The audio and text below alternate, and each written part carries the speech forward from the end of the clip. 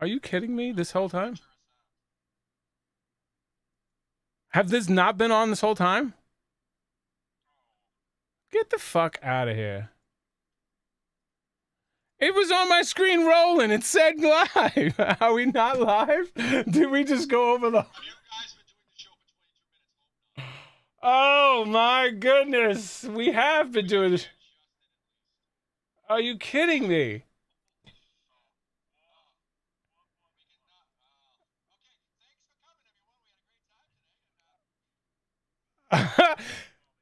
All right, so now that we have the 20-minute warm-up, I guess that was the 20-minute. We have. Oh my God, they have no idea. The thing said we were going. All right, that first show stood. We've been doing the show for 20 minutes. Great, let's start again.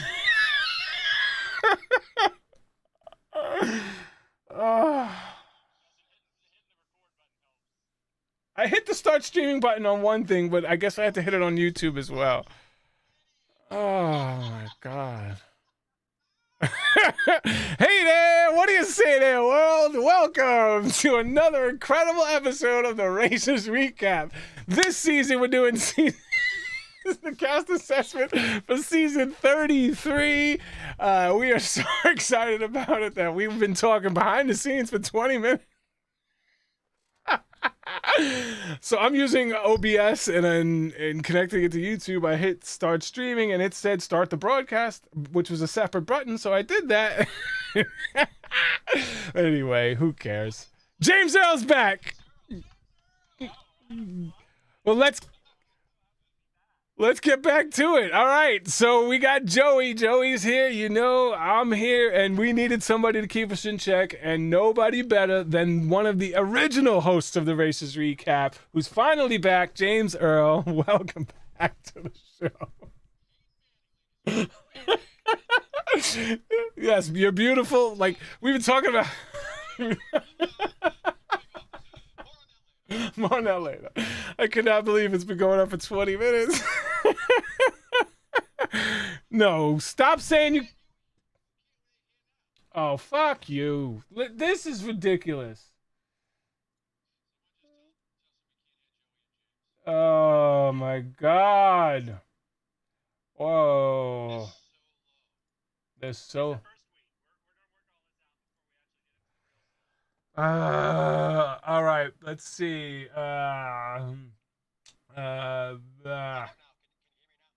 Let's see. Media source. Look at Joey.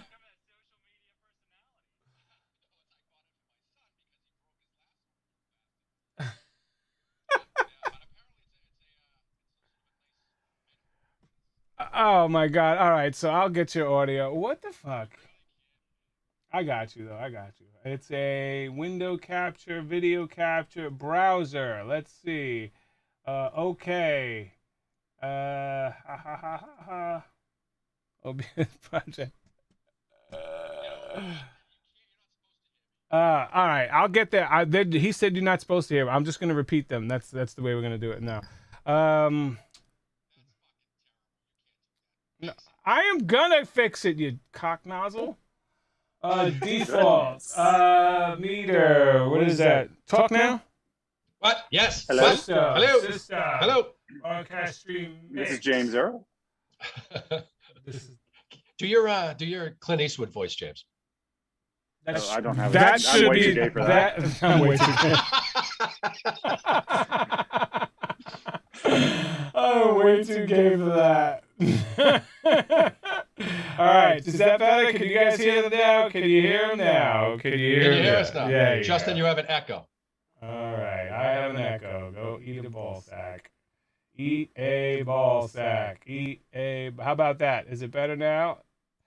Is it that better? That you should hear be us all good. good now? All right. We're good? Can we start now? All right. Everything's all set up. It's a new scene in OBS. It'll We stay started this way. 27 minutes ago. Just for the record. This is terrible. He's making out with the camera. All right. That's better. We can hear them. All right. Here we go. You're gonna everyone Yeah, can they hear can hear it? us. All right, Yay. hold Well, on my screen, everything was working beforehand, but now 100% everything's working. I'm looking at OBS. Things are bouncing up and down. Here we go. All right, James Earl is here. He's going to keep us all in check. We're going to James start. Earl's still here. It's fucking 7:27. We're going to start the damn show. All right. Cast assessment. Here we go. Screwed all that recap stuff. We'll get to that after. All right. So this season is unlike any other season before because of the COVID thing. The first three legs happened, and then they shut it down. It was actually 6 days of the race. The race was going on for 6 days. They shut it down, sent everybody home. And at that point, it's like, what the hell are we going to do now? Like, your dreams are shattered. We got COVID. It's a pandemic. It's going to be a year, 2 years. Are they going to bring the cast back? Are they going to cast a new season? What's going to happen? Are the teams going to talk to each other? Like, the teams that were out of shape, are they going to go get in shape? Like, teams that were together, are they going to be separated? There's pregnancies. There's all sorts of things that could happen. Heartbreak for the team. So basically what happened is 2 teams got eliminated in the first 3 legs, and then when they brought everybody back, 2 teams couldn't come back. I don't know which teams they were, so I don't know if the teams that were eliminated, I don't know why they would bring them back, so I'm going to assume that the 2 teams that were eliminated are not the same 2 teams that didn't come back. How crazy would it be though if they did? So let's say like, Justin and Diana couldn't come back because they got pregnant. So, Kelly and Siobhan from our season came back and we're back in the race. How crazy of like a second chance would that be? That's actually a good idea. I think some teams would be pissed off about it because they got a second chance, but I think that'd be awesome. That'd be a good idea. I don't think they did that, but I think it'd be a really good idea. No, I don't either. But like, we don't really know, and they probably. This season is going to be the season of adjustments, right? This is going to look like a very different race than we're used to, but it's the best they can do in the situation we have, and it's better than nothing, right? Yeah, especially for these racers who did all of the work to get on the show. They went through all of the obstacles, jumped through all of the hoops, got on the show, and then we're like, JK, global pandemic, deuces. Yeah. That had to be heartbreaking. Absolutely. There's nothing worse than that. You prepared, like you finally got on the show, then you did all the preparation to get on the show, and then you got there and it's like, yeah, I'm doing well. What about, the team's doing well? We're like, we're killing it. We're crushing it. So far ahead. No, just wait. Guy next to you is like, everyone looks at him. Got it. He coughed. 6 feet from the line of the depot now. Speaking of coughing, James Earl was on the front lines for all that stuff, so he knows all about that. Still on the front lines. Are you kidding me? Jesus. It's never ending. I didn't know if you were still into it, but dang. I thought you were able to. Omicron is destroying us right now. No, he quit. Justin, he quit. He said, fuck it. No, I know he was doing like a residency. I thought maybe he moved on to doing something else rather than being like in the. No, I finished my residency. I'm done with all my training. So I'm just fully independent practicing doctor now. Are you like emergency room or you got regular doctor? Yeah, I do 2 jobs. I work in the emergency room and then I also admit patients to the hospital at another hospital. Jeez. So I have 2 different jobs. We got 2 jobs, man. Oh, wow. Jeez. So Joey, just saying, like, I'm a good provider. If you're ever needing a husband. Handsome as ever. Normally Joey's hitting on everybody. I know. I'll probably get a couple kinks out of my back, maybe after a hard day's work for me. James, or get a little hush your father in there. I mean, see, now you're seeing the benefits. Yeah, I don't mind. Hey, girls love him, guys love him. Joey's a stud. I look at him and I see a douche nozzle. I don't know how ever he's such a stud. All right, so let's. I look at you and I see a Schindler's List stunt double.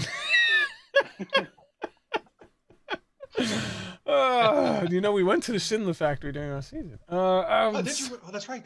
Yeah, I cried again. Of course you did. Of course I did. All right, so let's get into it. We're going to start with married educators Akbar Cook and Sheridan Cook, who seem just like 2 regular, ordinary people, 44, 45. They actually played basketball in college. Both of them played basketball in college. They went to college together, fell in love, got married, got kids. They worked together. Akbar is an author. He has a book called Focus on the Love, which you can see on their shirts. And that's based off what he did in his school. So his school was hit pretty hard but in the inner city with, drugs and gangs and violence and things like that. So he opened the school up at night, I don't know, I think from 5 to 9 or 5 to 7 at night for kids to have a place to go just to be able to get off the streets. And it dramatically changed like the crime and and things like that. And they got on Ellen, and so they're kind of famous, but they're regular people who just do extraordinary things. And that's like, I just want to start, like, when people say, I just want to see regular people, no, you don't, because regular people are regular people. There's nothing special about them. So when you look on TV and you watch them, you're going to see regular people. Boring. Nobody watches the Housewives, any of those shows because they're regular people. You watch them because they're train wrecks. You know what I mean? They're just not even people. They're just train wrecks, right? These people are just people who've done extraordinary things. People who you have to stand out from a crowd. Regular people don't stand out in a crowd. So when you have thousands of people going in to get cast for them, I'm going to get Joe Regular who has an incredible story. Right. Regular people with incredible stories. This is them. These are two of them. And now that I've said nice things about them, they are definitely one of the first 3 eliminated. I don't see it. Hey, real quick, before we get too deep into that too, I just feel like we have to do our disclaimer again because we said the disclaimer you're right. We were off the air. Yes. So for all of the racers that are watching this, know that I personally, when all of this was happening for my season, Mom and I were the first people that everyone said were going to be out. Like first out, maybe with Survivor Led be the second out. You have to take all of this with a grain of salt, right? So all we know about you is what they put on the internet, and it's really just 4 sentences, right? Yeah. So we know very little about you, who you are as a person. So this is just our first impression. So if we're wrong, prove us wrong, be on the race. Yeah, this is the hardest part. This is the hardest episode to do because we have nothing to base it on besides superficial stuff. And it's just male, female teams usually do good. Okay, they got that going for them, but from what we've seen, slow and steady wins the race. No, it doesn't. No, it's never won the race. Slow and steady has never won the race. So no, the tortoise and the hare is a fable. That never happened. It didn't really happen. A turtle will never beat a rabbit in a race. It's never going to happen. That's just, that's an underdog story that people use to get underdogs. It's not real. But with that said, I see them one of the first 3. So we have top 3. We're going to rank them top 3, bottom 3, and middle of the pack, and I have them as one of the bottom 3. One of the top 3 smiles on the show, hands down. They both have incredible smiles, but I don't think they're going to make the best racers. No. Yeah, I don't think so. Amazing story. Yeah. Amazing story. Wonderful. Love the T-shirts. They never left college, in my opinion. So I think they have a great gig of what they have, where they have it. But I think once they're out of their element, they're definitely going to be completely overwhelmed. And I got them bottom 3 as well. And this is a theme that you're going to hear from me. They've lived very similar lives, have very similar experiences, and that doesn't lead to a good team dynamic. Right. Sorry, James. Definitely. Yeah. Agreed. I think they're going to do okay in a first or second leg, but I definitely see them out in the first 3. I do. I think when the stress of the race starts to hit, they're just going to kind of fall to the back of the pack and be eliminated. Elena says Kelsey and Joey were the underdogs in their season. No, they weren't. They finished second. They have the record for most second places ever. That's not underdogs. That's second. If we weren't on the race, they would have won 7 legs of the race because they finished in second.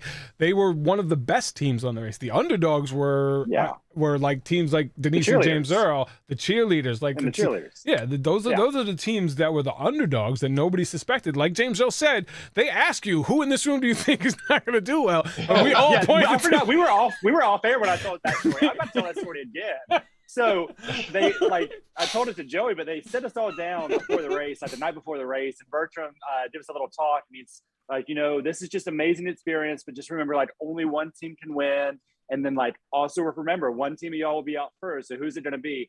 All the little fuckers in the room, all 20 people pointed at me and Mom. Yeah, and we had this, Mom and I just looked at her Jesus. The oldest contestant, and when I look at you, I don't see a fierce physical competitor. When I'm looking at Team Texas, 6'5", 6'3" muscular dudes, and I see you and Grandma, all right, cool.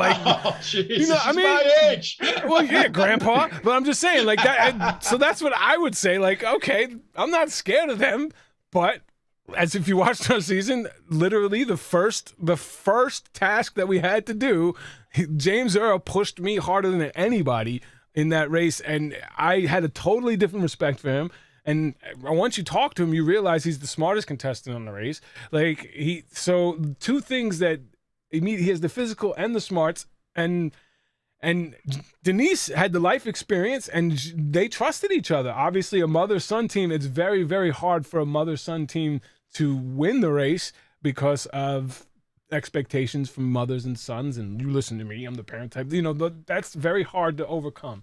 Like Sherry and Cole. We're gonna win. We're gonna win the next All Stars. I'm telling you, Justin. I pray you're on an All Stars because people, no, you're not, people need to I'm see. Gonna YouTube you. I'm gonna U-turn you.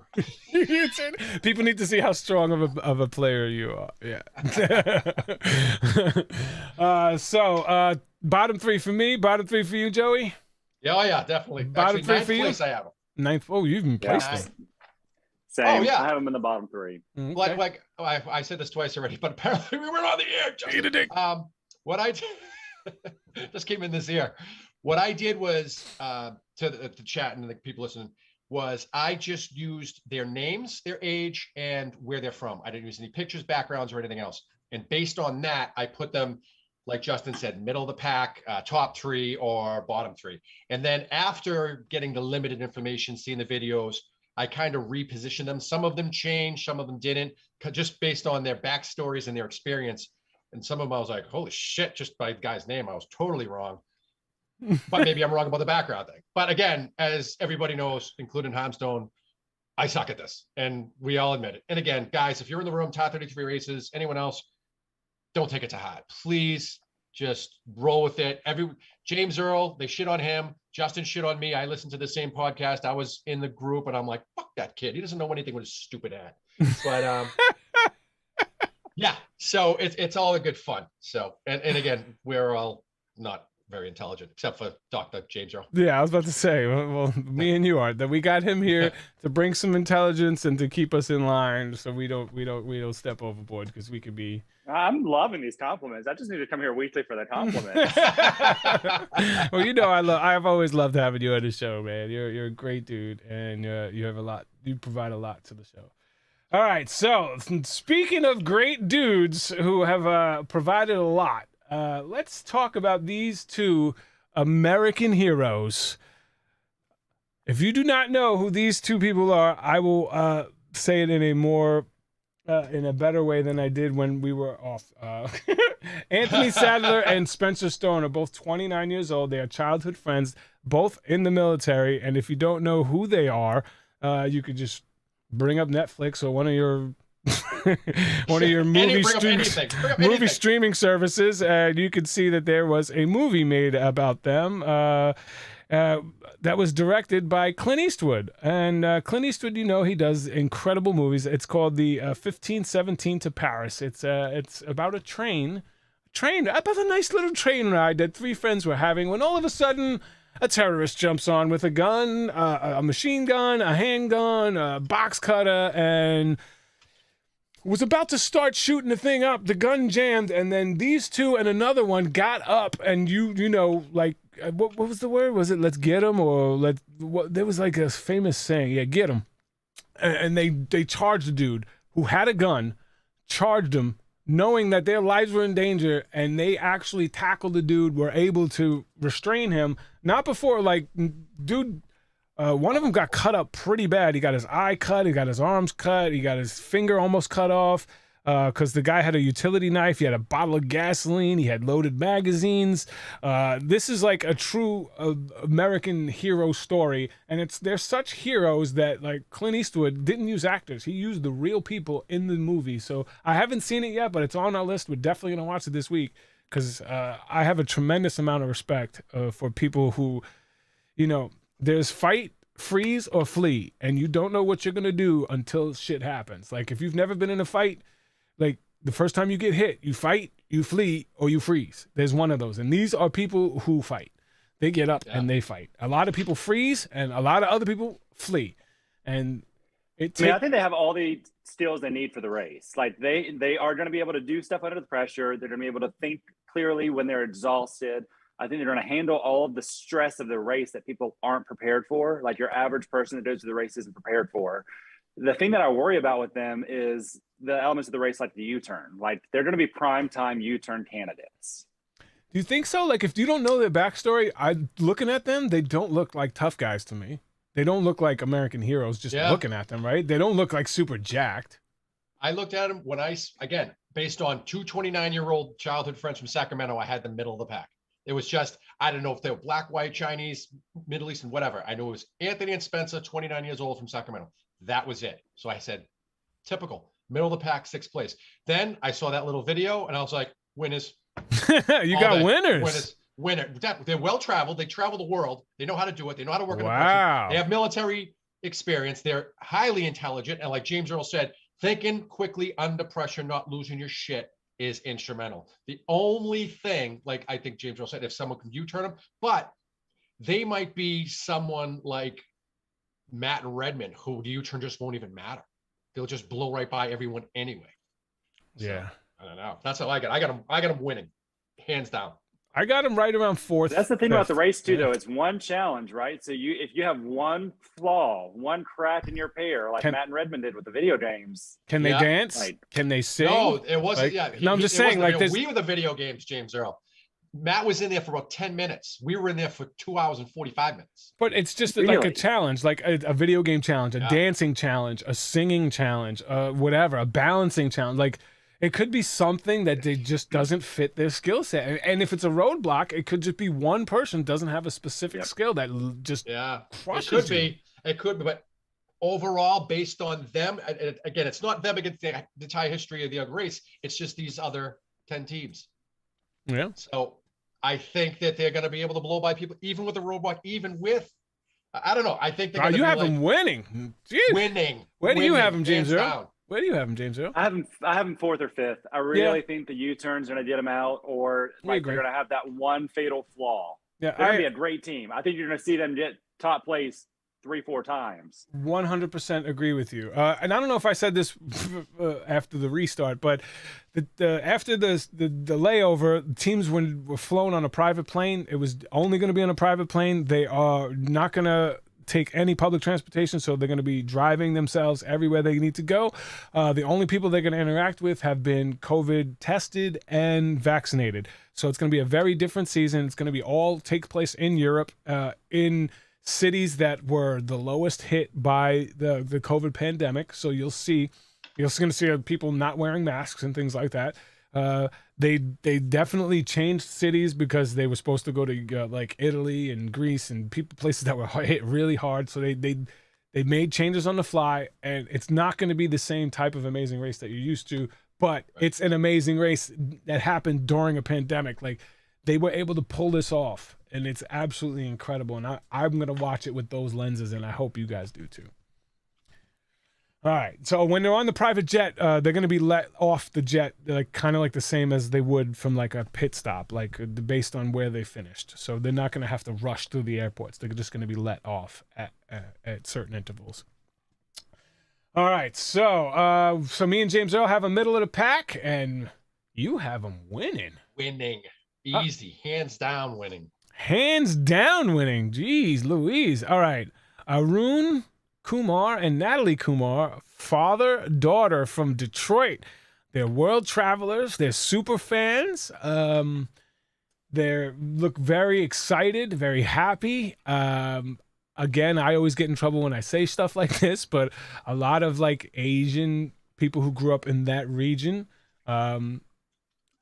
parents are very respected or expected to be listened to when they talk. And I think that that's going to be a difficult thing to overcome. Like, you know, I'm the dad. Like when it comes down to disagreement, it's like, I'm the dad, do what I say type of thing. And I think that's going to come into play here as well. I have them finishing middle of the pack because of some kind of disagreement between them. They're not going to be able to agree. She's going to fall back to being the daughter and listening, knowing she's right, and allow him to make the mistake that's going to ruin them. You know, it's like, I think that's going to happen. It's happened before on The Amazing Race. It actually happened on our season. Sitting at the bus stop, like Cindy Yeah. did not want to sit at the bus stop. Rick was just like, was sitting at the bus stop, and they got eliminated because they were sitting at the bus stop. And I think that's similar to what's going to happen here. That's just my personal opinion. He did grow up in India, so he did grow up with different like cultures, different traditions, different rules of regulations about how the family dynamic acts. So I think that may come into play. I do think a parent-child pairing on The Amazing Race is hard in general. I think there's a reason why I think internationally, there's 2 parent-child winners total between all the international versions.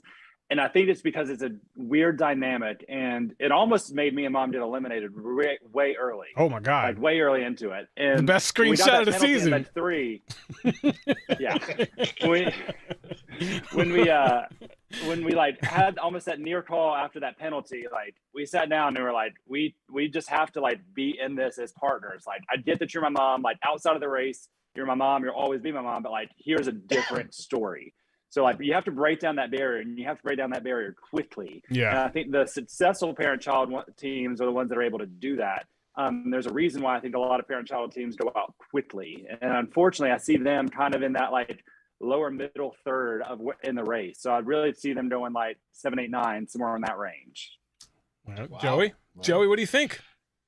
Based on Arun and Natalie Kumar, 56 and 28, and a father-daughter from Detroit, that's it. I had them top 4. Like Really? 4th place, just based on that, because they were so close in age, and like James Earl said, there could have been a dynamic there. I didn't know if they were from India, from the United States. I didn't know anything. But then again, seeing the video of them, seeing how they interact, I shut them down to 6th place, and I labeled this. I made notes. I labeled this the Folsom effect, because Leo and Alana Folsom from last season were exceptional. They were intelligent, but they were, like you said, Justin, there was one thing that they couldn't do, and it was count those damn spears. Yeah. That's what I think is going to happen to them. And it might be early in the race. They might get through it, but that's just something that neither one of them are going to be able to do, is going to tear them apart. Like James Earl said, they're going to go right back to that father-daughter thing, and then that's just going to get ruined. So, yeah, 6th place, middle of the pack. All right. And you had him where, James Earl? Middle of the pack as well? Middle of the pack? I had like 7, 8, 9. So like lower middle. Yeah. Okay. That sounds about right. That sounds about right to me. All right. So this one here, I would say it's semi-controversial to be on the show. This is a Love Island couple. We've never had one of those type of couples on the show before. And we never will. Again. Yeah. So this is like a Love Island couple. Dead last. They're gonna be bad. They're gonna be bad. I don't see them being dead last. I actually have them in the middle of the pack. So let me see what I have them first. I have them first or second out, Justin. I wouldn't be. That wouldn't surprise me. They're dating. One lives in Los Angeles. One lives in Tom's River, and they fell in love on Love Island. From the little clip that we saw of the video, they seem to work well together. But I think from the clip, Here's the issue, Justin. So the race, you either have to be complete strangers, or you have to be like on the same page. Like, the race is not the time to like figure out your new relationships, right? So like, you know, when you go on to it with the stranger season, it worked because they didn't care. So like, if Joey hates Tara at the end of it, it doesn't really matter, right? It's not like you're trying to forge this relationship and have it go forward after that. So like, the stress of the race is okay in that new dynamic. But if you're like trying to date someone and you're still getting to know them, but you're also put in the stress environment, you're going to be gentle. You're going to be gentle with some of your stuff, right? So you're going to be like, oh, I can't just say or do what I want to. Because A, number one, you don't know them well. And B, number two, you don't want to try to fuck it up with them. And I think it sets you up for disaster. This, to me, I don't, like I said, I don't know any spoilers, but to me, this has the highest chance of being one of the teams that didn't come back because they broke up. So that's kind of where I put them. They're going to be one of the two teams that didn't come back because they probably broke up.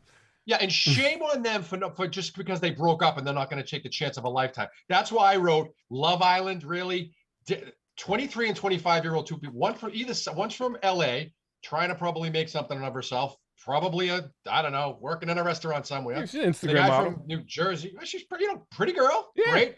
Don't know her life experience, doesn't seem to have any even after the thing, but I had them bottom 3 and 9th place just based on their name, age, and locations. But I thought it was weird. Like, wait a minute, why aren't they in the same location if they're dating? And it's not even close. Yeah. And then They're when 23 and 25, by the way. once I saw the Love Island and the dead, I was like, okay, just get the fuck out of here. This is So someone in chat, Vats, is talking about the only couple that has worked through arguments is Matt and Dana. But I think that's different. They weren't like a newly dating couple, right? Yeah. I think No, they were ready to get married. Yeah, they were ready to get married. Right. And, So and this they wasn't did like you were it. trying to. Right. So like, and it still didn't work out great for them, clearly. But it wasn't new in a relationship. Y'all understand what I'm trying to say, right, Justin and Joey? Yeah, definitely. Look at the wrestlers. Look at the wrestlers. They can't even be in the same room now. I think Eric and Danielle, who won one of the early seasons, they weren't dating anymore. Like, they were on the show as supposedly dating, but they were already broke up before the show, and they wound up going on to win because they just didn't care anymore. Look at season one. Right, but I think that's what I'm saying. Like, Yeah. if you don't care, that's Frank. fine. But you either have to like care and be able to protect it, but also like have known them long enough to just be able to get over it, or you don't care. All right, so middle of the pack, where you got him? He's got him first out. No. Bottom? First or second out. Woof. I got him at the bottom middle, one of those two teams that didn't come back because they broke up. That's kind of that's what I'm gonna think. That's what I'm gonna say, and that's all I'm gonna say about that. Now, Connie and Sam. Connie, 37, Sam, 39. They have an awesome story as well. Sam's a football coach.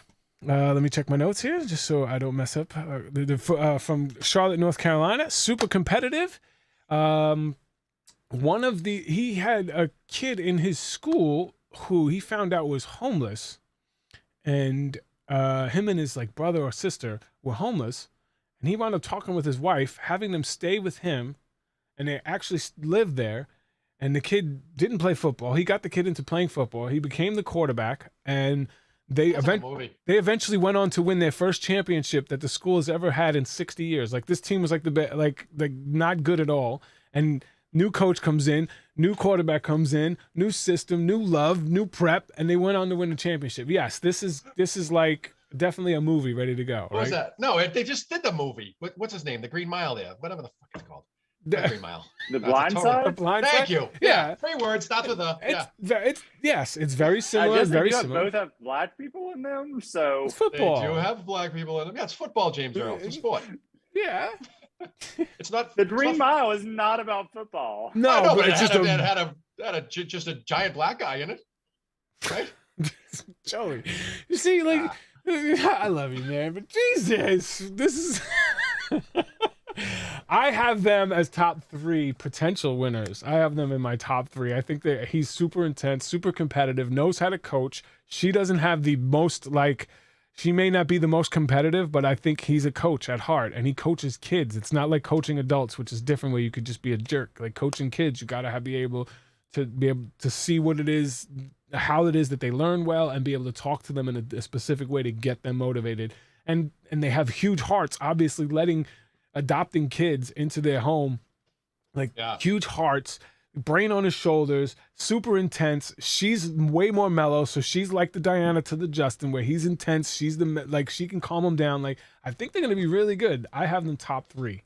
James Earl. I have them top 3. I had them top 3 as well. Nice. They're a scary person to beat. Also, this cast in general are just such good people. Like, you read their stories and you're like, well, I'm a piece of shit. Yeah, I don't want to say anything bad about any of them, right? Easy for the Love Island. We can easily jump on the Love Island crew, but everybody else has an incredible story. I just got that text about being a piece of shit from someone in the chat. I don't doubt it. School nurse. Too. Yeah, I have them top 3. They're a scary couple for the race. What do you think, Joey? Definitely top 3. They got, and you know what it is, Justin, you said it, that both of them as a couple, they have all the heart there is to win it. They just, it looks like if there's any barriers, they're going to overcome them. And there doesn't look like there's any physical barriers or anything, but they just have the mindset and just the drive and the heart to do it. And I actually had them winning close with, obviously not, and with another 2 guys, but I kind of put them on the 3rd place. Tough decisions we got to make here, boys. I love male-female teams. Obviously, male-female teams usually are the most diverse because they have different life experiences. They have different sets of skills. Like they usually have a great diversity among them. So I like picking male-female teams to be in the top 3 as well. And they have other strong attributes that I think are gonna go well with another male-female team that I really like. Who some people are going to hate, but I think most people are going to like because they have incredible personalities. How can you hate this couple? Because they're YouTubers, and some people are, oh, YouTubers. Remember the YouTube season? Like, how do you hate Tyler and Corey? They're, like, so lovable, and people hated on them. Like, it's just stop. Like, it's Kim and Penn Holderness. They were newscasters, like Kelsey and Joey, who gave up their newscasting jobs and went all in on YouTube so they could spend more time with their family and work in their own environment. And I think that they are going to be top 3. They're super popular. They got really, really famous, I think, just this past year with a couple really big viral songs. They have to do with Christmas and things like that. So if you're into that, they've been popular for years, Justin. SNL was making fun of them back in like 2015. Really? Okay. See, I haven't done. They've been around for a while. They're such a I watched them. Like full disclosure, I've watched them for years. Wow. They're such a funny couple, and they're so hot too. Like they're a good-looking couple, with a good-looking family. It's the family that you're like, of course, hot adults make good-looking kids. Like spoilers. She's got a great voice for radio too. I love her voice. I could see why she was a broadcaster. I mean, they just seem like really good people. Yeah, and I think they have a good head on their shoulders. Can either one of the two of you, my dear friends, the 44 and 47, by the way, explain to me what popular people on YouTube have to do with winning The Amazing Race? Because I'm not discounting either one. No, one has nothing to do with winning. I'm talking about their popularity. You got to. What'd you say you had them? I have them in top 3. Why do I have them? Why do I have them in top 3? Because they're popular? No. Because if you watch them, they're not douches. They're like laid back. They have a attitude that they can play. They can play off each other. They joke and play with each other. Like it's a playful. Like it's not like people can see me and Diana. I'm from New York. She's from Philly. You're a douche. Yeah, I'm from New York. She's from Philly. You did well. We talk to each other differently, but that doesn't mean we don't have that love and that passion. They talk to each other in a very different way. Where I think if they have differences, they're not going to argue. Like they're not going to fight. Like they'll be able to talk it out in a way that other couples don't. They're going to lose gracefully. That's what's going to happen. I doubt that. I highly doubt that. I have them in top 3. I have them 4th or 5th, so I don't have them quite as high as Justin. If you watch the video, he's got ADHD, which comes with super focus, and he was able to nail that puzzle challenge that I think James Earl would have done well at, and I would have sucked at. So the puzzle challenge that they looked like they nailed it from the video that we saw, and they have a great family, and I think they're going to do really well. Anyone can do a puzzle challenge on a video. Okay. All right. How many times did he probably do it before they filmed it? I don't know. Put yourself in the race and then do the puzzle challenge. It was the race, you dummy. Any day of the week. It was in the race. I thought you were talking about. No, I thought you were talking about these two in their video. It was a clip. It was a clip from the race where they were doing this puzzle, and he nailed it because he's got this. I see what you're saying. Okay. Yeah, he's got this. Yeah, I still got him in 10th place. Ooh, you're terrible. Isaiah and Taylor. Zero chance they're in 10th place. You know what? I'm right. I'm doing notes of what you guys put just so I can come back and. You can do it every season. I've nailed 2 of the top 3 every season I've done this show. 3 out of 3 majority of times. Nailed it. That's what makes you a douche. Yeah. You know what makes me a douche? Well, I'm right. Being right all the time. People hate that. People hate it because I deliver it differently, but I'm right. It doesn't matter. You know what makes me not a douche? You know what makes me not a douche? You're wrong. Being wrong. No. I'm special, sir. All right, you have him in 10th. Where do you have him, James Earl? I'm 4th or 5th. All right, so upper but middle of the pack. Yeah.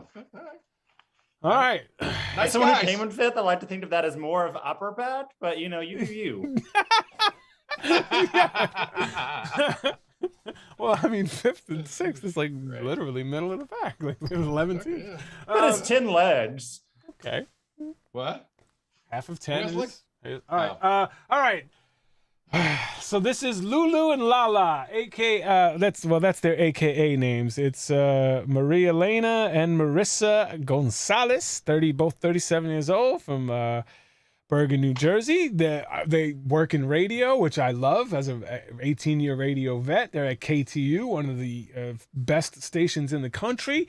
So they're very successful at their radio careers. They used to work in a hardware store for 4 years, so they're not just like dainty little blah blah blahs. They know how to salsa dance, so dancing challenges are going to be easy for them to knock out. They speak Spanish, which can translate to other languages, like Italian. You can kind of relate to certain words and things like that. So that's going to help them. I still have them going out first three, because I think twins will never win the race. I don't think twins have any chance of ever winning the race because they literally have the same DNA, usually live the same exact lives. They've obviously worked every job together. They do the same exact things together. I'm going to guess they have the same exact skill sets. So doesn't really make a good team because you're the same person. So I'm going to have them at the bottom of the pack, but they're going to be super fun to watch. And that's it for me. Joey? You're gonna laugh. I got them slipping by unnoticed to 5th place. God, because they're not gonna get U-turn. They're not gonna get U. Remember. You're terrible. Kaylin, remember Kaylin and what's her name from last season? Slipped by everybody. Yeah. And they're just one of those teams. Like you said, they're gonna be able to do the tasks well. I'm assuming they're well traveled. They'll let you can't supplement having a second language for anything on the race. Anything. No. I think that's going to help them out. I mean, actually, they didn't go to too many Spanish-speaking countries, we don't think, right? No. So, I mean, I just got there's always that one group. It's kind of like it's like hung in chi. It's like you never expected them to slip as far as they did, but they. We're like the ice hockey girls on season, what was that, 23? Allie and. Yeah, I have them going 7th. I have them in 7th place. I had them dead middle. Okay. Yeah.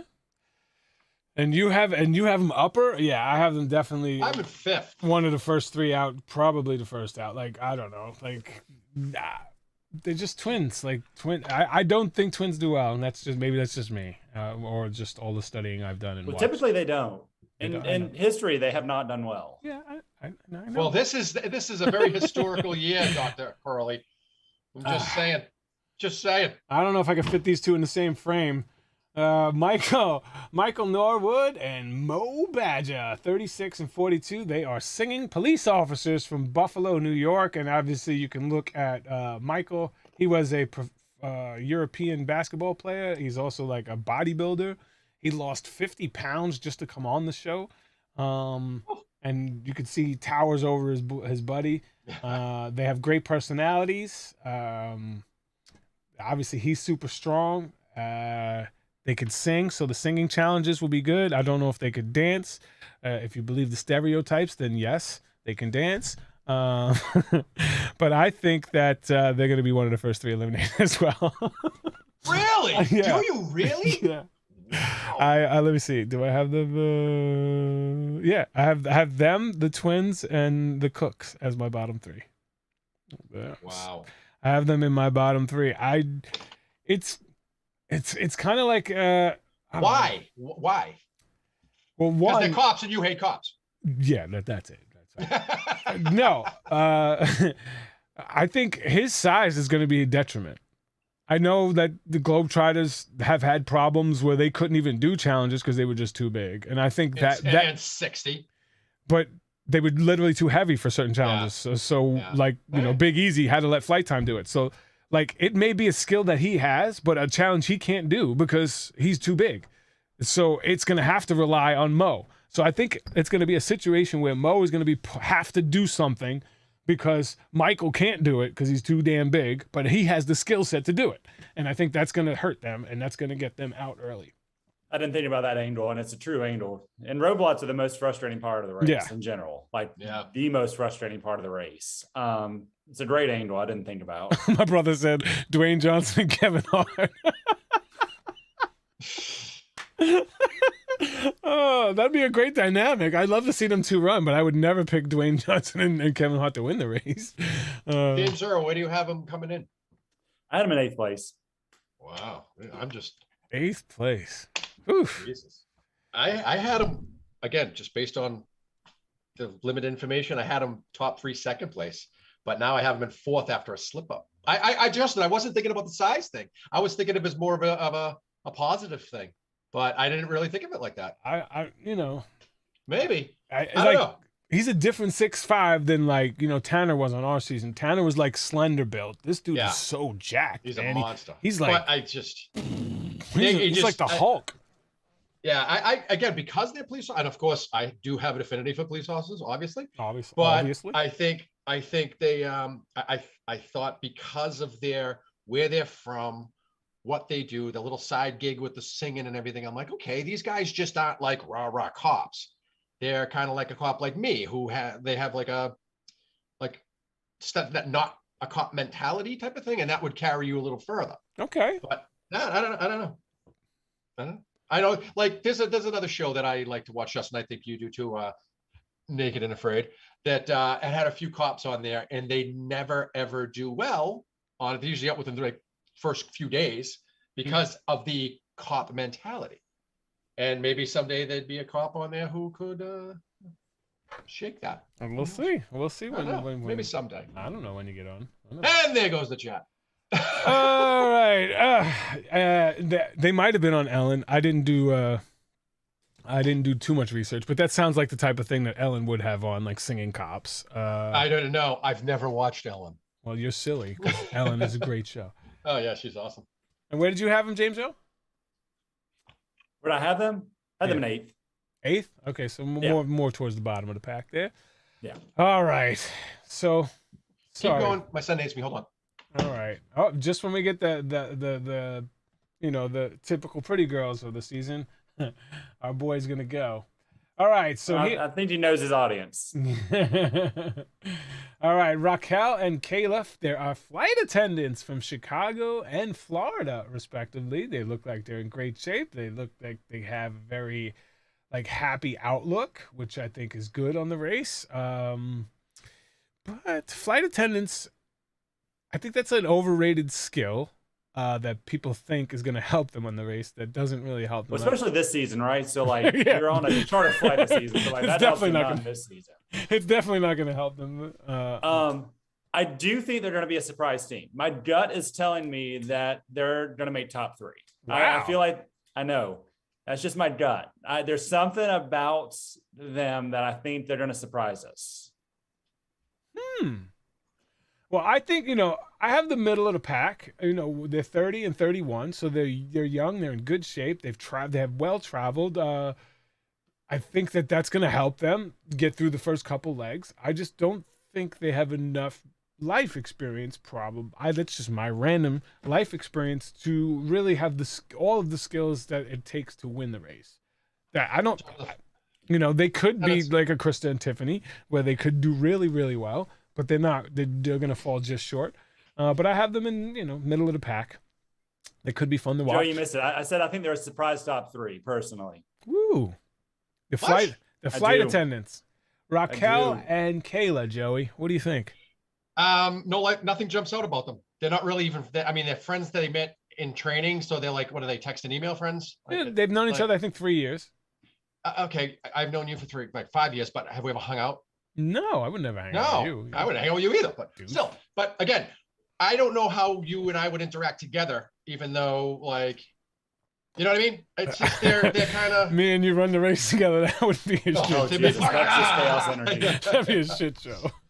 No, I got him like 8th, and that was a generous 8th. I just don't think that. What did they bring? Were they got on a plane? Yay! It's a private plane. Yeah, that their advantage is gonna hurt them because it doesn't really come into play this season. All right, Ryan and Dusty. This team has got another team with an absolute holy shit. Yeah, one of them has lived a holy shitballs life, right? For sure. So much so that you can there is a documentary on Netflix about one of them that you can watch.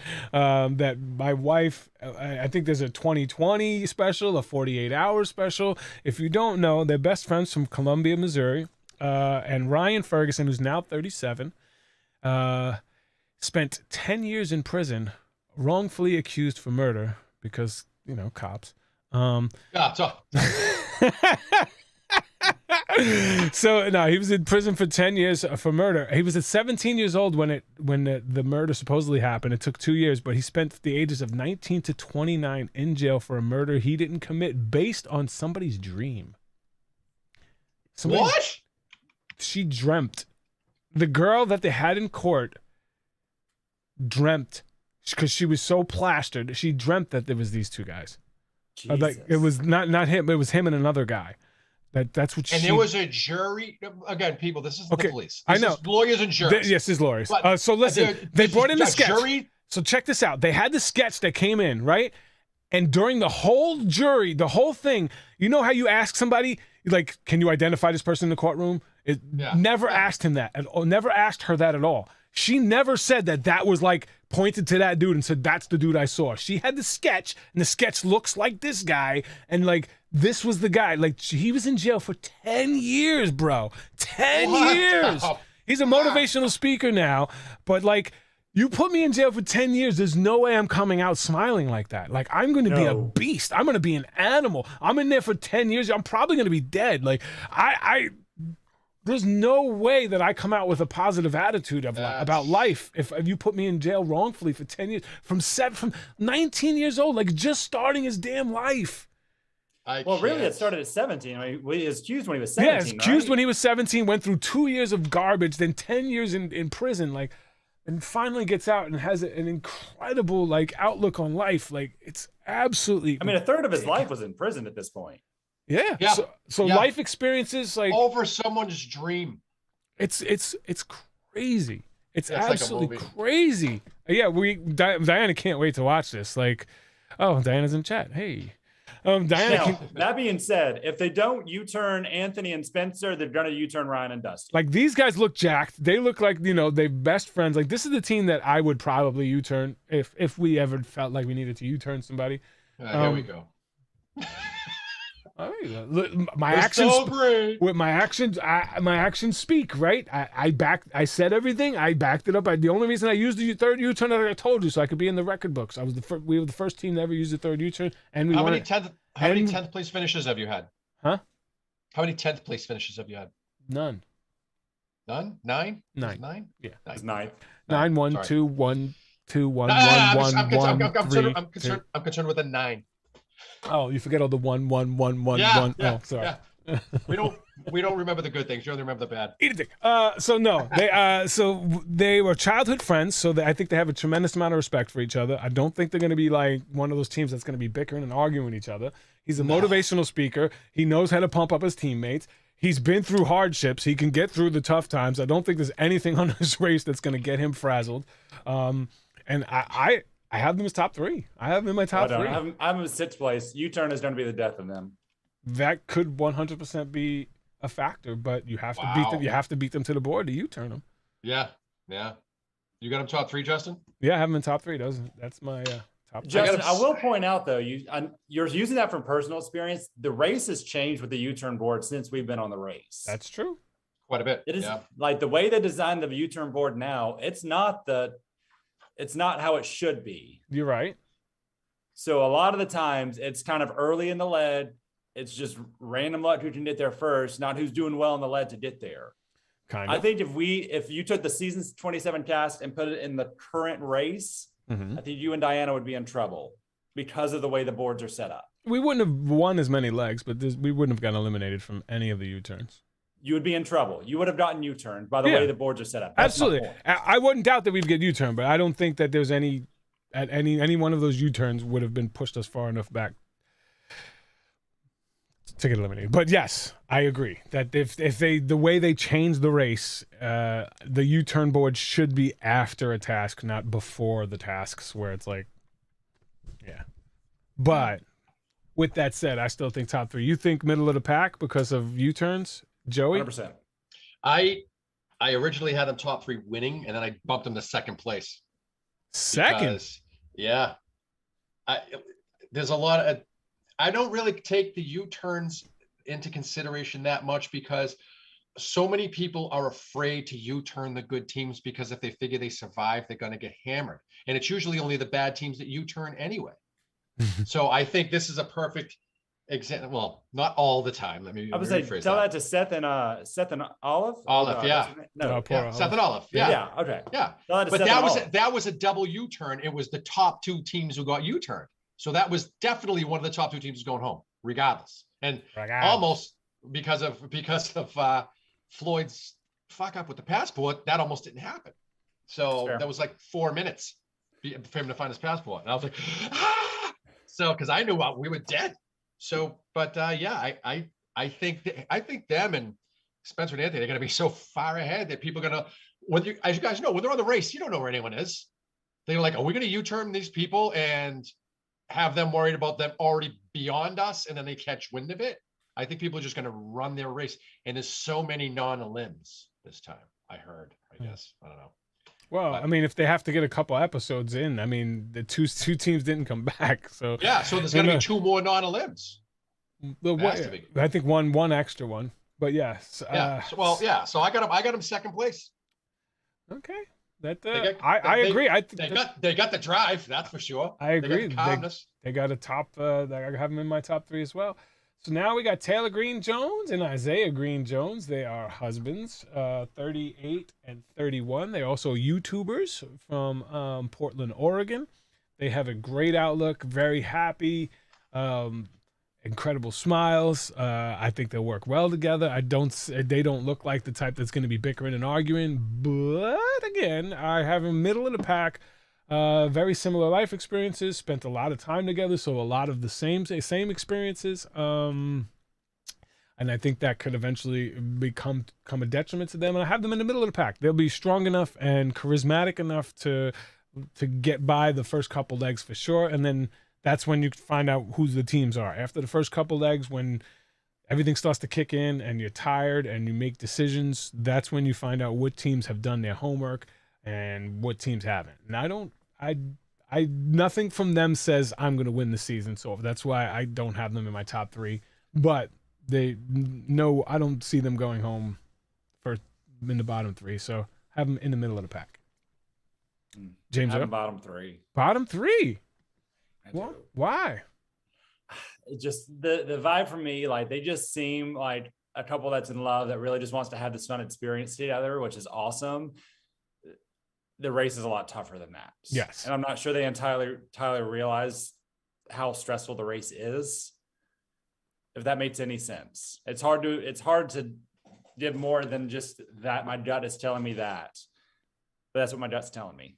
Oh, before we do that, I just read in chat, my wife said that the guy who was wrongfully in prison got $11 million settlement because of it. I mean, that doesn't really make up for it, but it can help you get back on the right track. Definitely, man, if you can somehow like get through the mental of that 10 years, I mean, he doesn't need the money to win. See, that could change things for top 3 though.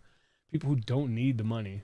But then again, Colin and Christy didn't need the money. I think your competitive nature, I don't think the money matters. I think winning to some people matters. Right? Colin and Christy didn't need the money. Tyler and Corey didn't need the money. Like, they both do extremely well. Like, there's a lot of teams that don't need the money that's done really well. Nat and Chad didn't need the money. If you're not concentrating on the money, you're concentrating on the race.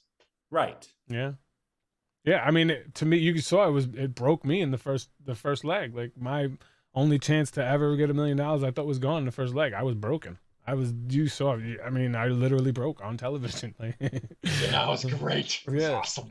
And that was two reasons. Like, living the dream, I failed to live my dream, and I failed to take that opportunity to change my family's destiny. Like, and that hurt. So yeah. But so that makes a lot of sense. So that's it. That's the cast. We have let's see. We're missing Who? Kim and Penn. Who? Kim and Penn.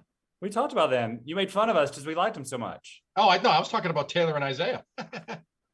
No, sorry. Whatever. I had Taylor and Isaiah coming in 10th. Kim and Penn, that's 7th. Penn's a goof. Yeah, he is a goof, but that's why he's so popular on YouTube. That's why he's popular on YouTube. It looks like he's 75. So this is the cast. And And that's our assessment of the season. And I hate this episode, by the way. I know. Full disclosure, I hate this episode. Kim and Penn, Connie and Sam, Ryan and Dusty as my top 3. Joey, your top 3 again? Anthony and Spencer, Ryan and Dusty, and Connie and Sam. All right, so we agree on 2 of those. My 3 were Connie and Sam, Anthony and Spencer, and Raquel and Kayla. And we agree on 2 as well. All right, so we'll see who sneaks their 3rd team in the top 3. The first episode is this week, Wednesday, 2-hour episode. So we get 2 hours of The Amazing Race, which is great. And the week after, we get 1 hour, and then Celebrity Big Brother. Well, I appreciate each and every one of you. If you want to get questions in the chat, throw them in the chat. I'll take a look at them. If I don't answer them right now, I will get to them. He is the CEO of a startup robotics company. That's awesome. Oh. I don't know. I think they're talking about Colin. Yeah, Colin was the head of DJI drones. Like, he was like one of the big wigs at DJI drones. Can you imagine him losing his shit in a corporate meeting? I told you to get that drone out of the air. That's not somebody you want to be on his bad side, dude. Like, he's jacked.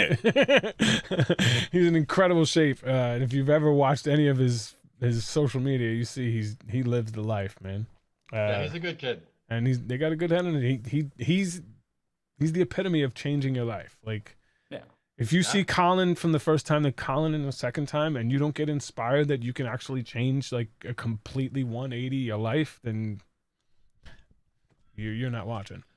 So, is this the first black gay couple? Okay, celebrate that. Let's do it. Let's celebrate it. James Earl, I think that's a seal clap. It is a seal clap. There they are. I did not know that. I don't pay too much attention to that stuff. That's more things like I just see a young couple in love. Like, Justin only cares about his personal achievements. Yes. Yeah. Yeah, and how good somebody's going to be in the race. So yeah, I'm here. Attention to. You're going to get anybody in love. You're going to get honesty. You're going to get honesty from me. That's all you're going to get. Joey doesn't think love exists, but you're going to get nothing but honesty from me. And sometimes being honest is not the most. Whatever. I love The Amazing Race, and I want the people on the show to respect the race, and I want the people on the show to do well. And I'm going to tell you my honest opinions, and then when I'm wrong, if that ever happens, then I'll agree. I'll say I was wrong. If I will give you my honest opinion as well, and when I'm wrong, I will completely blame Justin. Absolutely. Next week, same time. Hopefully, we'll definitely have a guest. If not from this season, maybe a past winner who's already agreed to come on the show whenever. And I'm not gonna say, but anyway, no. Next, we'll talk about that off air. I appreciate each and every one of you. I know time is the most valuable asset that one has, and for you to spend any of it with us means the world to me. Sorry for the delays in the beginning. That won't happen again. I won't waste your time, but thank you for sticking through. Like, subscribe, thumbs up, and send James Earl some money. He's a doctor. He needs it. Yeah. Shut up.